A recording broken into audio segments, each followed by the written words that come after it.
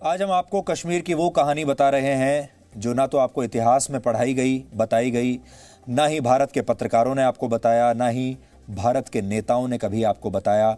और आज हम आपको ये बता रहे हैं कि कश्मीर पर हालांकि हमला पाकिस्तान ने किया था, तो फिर ये पूरी कहानी पलट कैसे गई और कैसे पाकिस्तान के बहकावे में दुनिया के कई देश और कई नेता कश्मीर को विवादित क्षेत्र मानने लगे और स्थिति ऐसी कर दी कि भारत 70 साल से कश्मीर के बारे में सफाइयां देता चला आ रहा है। भारत और पाकिस्तान का बंटवारा अंग्रेजों ने किया था और इसमें कश्मीर को जानबूझकर विवाद का विषय बनाया गया। कश्मीर विवाद भारत के लिए एक ऐसा जख्म बन गया जो आज तक कभी भरा नहीं। इस देश में बहुत सारे आक्रमणकारी आए और सभी ने भारत का बहुत नुकसान किया, लेकिन अंग्रेज जो करके गए उसे भारत की आने वाली पीढ़ियां कभी भुला नहीं पाएंगी। इसलिए आज हमने आपको कश्मीर की वो अनकही कहानी सुनाई है जिसे पूरी दुनिया से लगभग छिपा कर रखा गया है। 27 अक्टूबर 1947 के बाद से कबायली तो कश्मीर से पीछे हटने लगे, लेकिन 2,22,236 वर्ग किलोमीटर में फैले कश्मीर का लगभग आधा हिस्सा पाकिस्तान के पास जा चुका था। यानी भारत ने आधा कश्मीर गंवा दिया था और बाद में पाकिस्तान ने इसके कुछ हिस्सों को चीन को दे दिया। लेकिन क्या आप जानते हैं कि कबायलियों को पीछे धकेलने के बाद भी भारत पाकिस्तान ऑक्यूपाइड कश्मीर को हासिल करने में नाकाम क्यों रहा? उस समय हमारी स्थिति बहुत अच्छी थी। हम चाहते तो कबायलियों को बहुत पीछे धकेल सकते थे। हम चाहते तो मुजफ्फराबाद तक पहुंच जाते और पूरे के पूरे मुजफ्फराबाद और उस इलाके को अपने कब्जे में ले लेते। तो फिर लिया क्यों नहीं? ऐसा इसलिए हुआ क्योंकि तत्कालीन प्रधानमंत्री जवाहरलाल नेहरू 1 जनवरी 1948 को इस पूरे विवाद को संयुक्त राष्ट्र की सुरक्षा परिषद में खुद ही लेकर चले गए और यहीं से यह विवाद अंतर्राष्ट्रीय विवाद में तब्दील हो गया। पाकिस्तान ने कैसे आजाद भारत के खिलाफ 1947 में पहला युद्ध छेड़ा और कैसे भारत ने अपने ही इतिहास के पन्नों में इसे युद्ध का दर्जा नहीं दिया, इसे कोई स्थान नहीं दिया, इस पर आज हमने पाकिस्तानी मूल के लेखक तारिक फतह और जम्मू कश्मीर के पूर्व डीजीपी MM खजूरिया से बात की और इन जानकारों ने इस बारे में क्या बताया, आज पूरे देश को, पूरे भारत को सुनना चाहिए। पाकिस्तान की फौज ने सिविलियन यूनिफॉर्म पहन के और कबायली इलाकों से जो आज तालिबान कहलाते हैं उन लोगों को बॉर्डर क्रॉस करा के स्टेट ऑफ जम्मू कश्मीर पर हमला कराया और उसके अंदर लूटमार की, बेतहाशा कत्ल गारत की, लेकिन बिलाखिर श्रीनगर तक नहीं पहुंच सके और वो आज तक उनको वो जो उम्मीद थी कि हम जाके कब्जा कर लेंगे वो उसका फेलियर। वो उसके बाद आप देखिए 1965 में फिर से इन्होंने ट्राई किया, कारगिल की वॉर में भी ट्राई किया। तो पाकिस्तान का अब जाके जो मौक़िफ़ है, जो उनकी पोजीशन है, वो खुद उन्होंने निगेट कर दी है जब उन्होंने वो जो इलाका गिलगित बल्तिस्तान का है उसको पाकिस्तान का 5वां सूबा बना रहे हैं। तो जब ये तय हो गया कि ये हिस्सा डिस्प्यूटेड नहीं है जो पाकिस्तान का क्लेम था, तो अब बाकी बहस की गुंजाइश ही नहीं है। वो पाकिस्तान कब्जा लेके हिंदुस्तान का एरिया बैठा हुआ है। अब ये इंडिया के पास बॉल गेम है कि हिंदुस्तानी इलाके पे पाकिस्तानी फौज कैसे कब्जे किए हुए। जब तक कि इंडियन आर्मी पहुंचती तब तक वो बारामूला पहुंचे रहे और बारामूला में उन्होंने बेहिसाब लूट मार की, रेप्स की, मर्डर्स किए। ये ब्लैक डे सारे मुल्क के लिए भी है क्योंकि उस दिन जो ये, जैसे मैंने पहले कहा, ये जिहाद का किस्सा शुरू हुआ, उसकी कीमत आज तक हम अदा कर रहे हैं और ये कहना मुश्किल है कि कब तक ये खून खराबा चलता रहेगा। हज़ारों लोग मार दिए गए हैं, लाखों बच्चे यतीम हुए हैं और ये पाकिस्तान का लाया हुआ जिहाद है 47 का।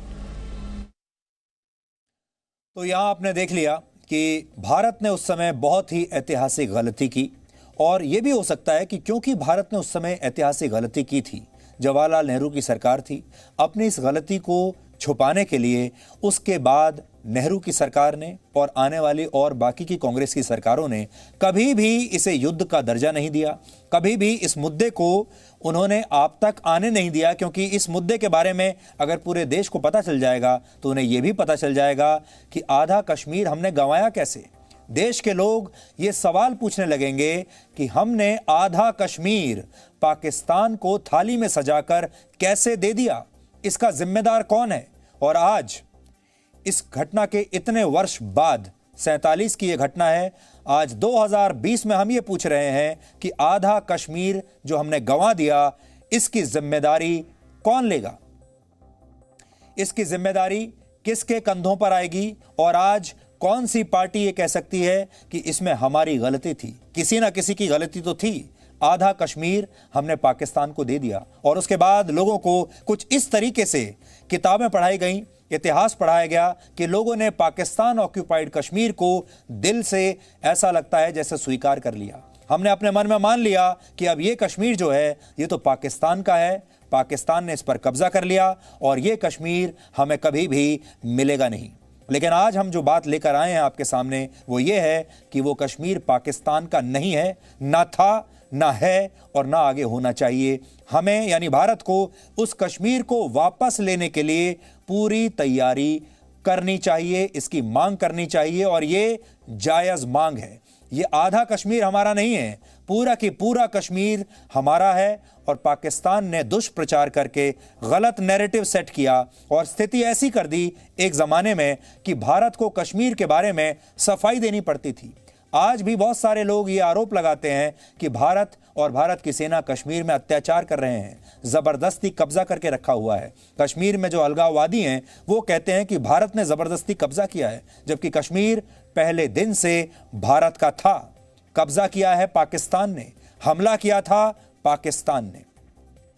और जिस यूएन रेजोल्यूशन की बात होती है उसके बारे में शायद हमारे देश के लोगों को पता नहीं है। आज हम आपको बताते हैं कि जब जवाहरलाल नेहरू संयुक्त राष्ट्र में गए, पाकिस्तान भी संयुक्त राष्ट्र में गया, वहां पर कश्मीर पर बातचीत हुई तो कौन सी 3 शर्तें यूनाइटेड नेशंस ने रखी थी। पहली बात तो यह थी कि जहां जो स्थिति है वहीं पर सीज फायर किया जाए, युद्ध विराम वहीं होना चाहिए। और ये आप सोचिए, ये युद्ध विराम करके ही हमने बहुत बड़ी गलती की, क्योंकि जिस दिन हमने युद्ध विराम किया उस दिन दोनों सेनाओं की, दोनों देशों की जो स्थिति थी वहीं पर लकीर खिंच गई।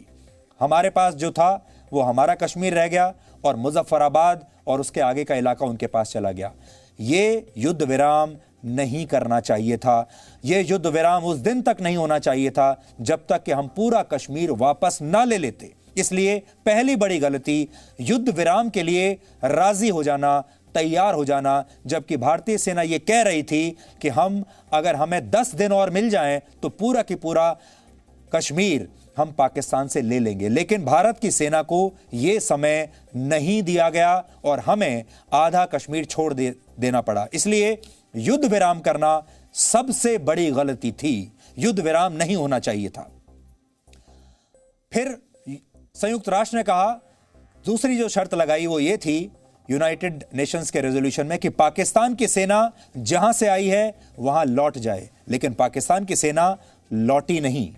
और फिर यह कहा गया कि बातचीत से मामले को सुलझाया जाए और उसमें यह शर्त भी आई थी कि जब पाकिस्तान की सेना वहां से लौट जाएगी, जब पाकिस्तान कश्मीर में इंटरफेयर करना बंद कर देगा और वहां पर अपना जो भी वो दुष्प्रचार कर रहा है और वहां पर घुसने की कोशिश कर रहा है, जब ये सारी कोशिशें बंद हो जाएंगी, सेना पाकिस्तान की वापस चली जाएगी, तब वहां पर जनमत संग्रह कराया जाए। ये यूनाइटेड नेशंस ने कहा था। लेकिन आज भी लोगों को उसके बारे में कुछ पता नहीं और पाकिस्तान इस रेजोल्यूशन का ही दुष्प्रचार के जरिए इस्तेमाल करता रहा है।